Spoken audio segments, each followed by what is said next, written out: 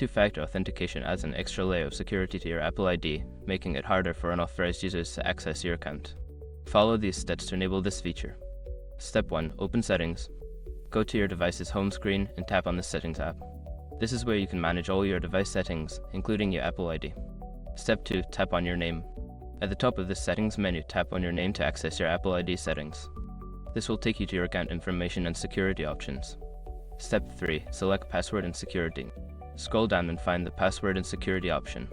Tap on it to view security settings related to your Apple ID. Step 4. Enable two-factor authentication. Look for the option labeled Two-factor authentication. Tap on it and then select Turn on to initiate the setup process. Follow the prompts to confirm your choice. Step 5. Verify your trusted device.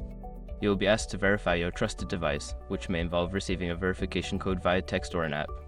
Enter the code to complete the activation of two-factor authentication.